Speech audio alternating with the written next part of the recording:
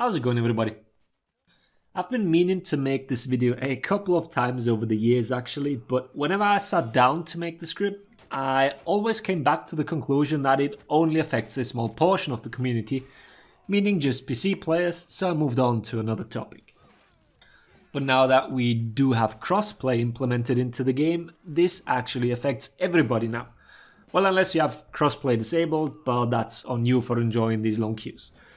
What I want to talk about today aren't the pros and cons of either of the two input methods, but rather the actual mechanical differences in game. Whether you think controller or keyboard mouse is better is a topic for another day. There certainly are advantages to both, and whatever aspect you value more, you will probably lean towards that input method. Both are viable at the highest level. We've seen it time and time again that both keyboard mouse as well as controller can win a premier tournament.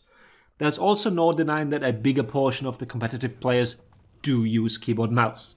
But like I said, a topic for another day. While for the most part the two input methods work exactly the same, there are a few minute differences that are good to know. The game doesn't display what your opponent uses, but once you get to know your usual opponents, you might actually have that information, so you can adjust your gameplay accordingly. Before we get into the details, let's quickly talk about today's sponsor, NordVPN. I'm pretty sure everyone's familiar with the brand, and that's for a good reason. You all know it's a great product with a solid reputation. Whether you quickly want to change your region so you get early access to a game, or just want to take advantage of different primetime hours, NordVPN has you covered.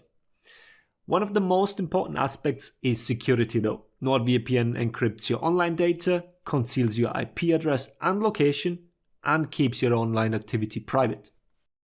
Now they are stepping it up once more. A new feature is being introduced called Threat Protection, which seamlessly integrates in the existing client. This new feature guards you from web trackers, harmful websites, infected files, and intrusive and malicious ads. I know that most of you are already running ad blockers, but that doesn't mean those websites don't collect data from you and track your surfing habits, or they try their best so those ad blockers stop working. And then Twitch shows you the 14th Morbius trailer in a row. And while many of those browser extensions do update regularly, they aren't infallible. You still get pop-ups and whatnot, and we all know it's sometimes not with the best intention in mind. So step up your own security and let NordVPN help you with that. Like I said, it's integrated in the app and has an easy setup as well. Check out the link in the description for a great deal with a massive discount, and even if you're not happy, you can try it risk-free with a 30-day money-back guarantee. All the mentioned features come at no additional cost. Link down below. Alright then, back to the topic at hand. First difference, and one that I've covered in the past, but just as little tangents when making other points. As many of you know, each hero has a default guard direction when locking on. For example, Orochi has his guard on top, whereas Warlord starts in left guard. There is no real pattern here, you just have to know for each hero. When you're being chased and you relock to block or parry something, this default guard position is of some significance. Now, when you unlock and relock, controller players will enter back into the default position. A keyboard mouse player will go back to the previous guard direction they were in when unlocking. There is no additional delay or anything. The game doesn't buffer a guard switch, so the guard comes up at the usual 300 ms after locking on. It simply remembers the old position. For Reflex Guard, this has another implication. If a Reflex Guard hero like Orochi locks on with top or no previous position, then the hero will have no active guard in the beginning. If the game reverts back to an old position, in Orochi's case left or right, then he starts with an active guard. It comes up at the same timing as static guard heroes, meaning 300 ms after locking on. During that lock-on portion, you can also change your guard without any additional delay. It's always the previously mentioned 300 ms. Like I said, especially when trying to escape somebody and anticipating a chase move, this might allow or not allow you to successfully defend against it. Especially for characters like Shaman that have an omnidirectional attack as their chase move, This can come in handy. Remember the old guard direction and attack from a different side, or when facing a controller player, attack from the non-default position to force a guard swap, or at least a reaction from the player, instead of the lock-on being enough to defend against it. Alright, next, second point. Reflex Guard heroes on keyboard mouse do refresh their previous guard after a dodge. This is what it looks like on a controller. You dodge, the deflect frames happen, the dodge ends, and your guard is not active. Now the same on keyboard and mouse. At the end of the dodge, the game automatically refreshes your old guard direction as long as it isn't the same as your dodge direction. This can be quite handy when you are externally dodging away from an opponent.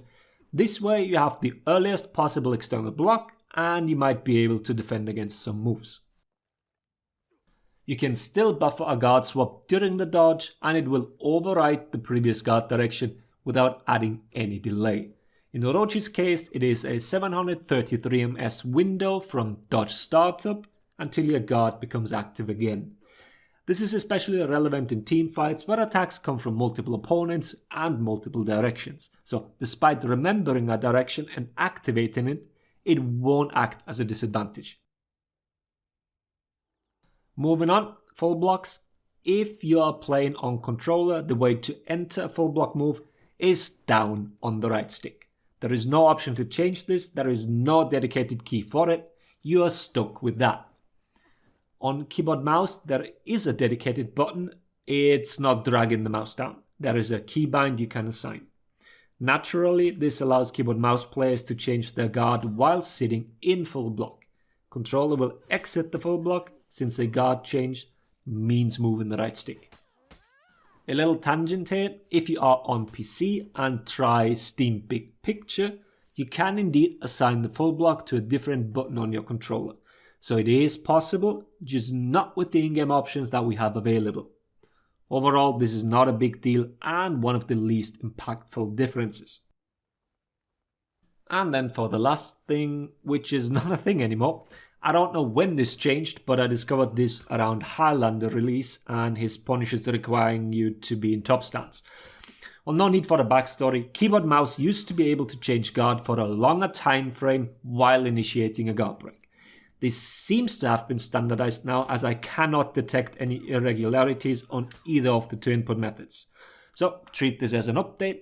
As I said, no clue when this changed, might have been like this for years already. And that's it, I don't know which of these are intended, so you guys are free to speculate. Also let me know which version of these should be the standard. I'm curious to hear everyone's opinion on that. Having said all that, hope the video was helpful. Thanks for watching. Laters everybody.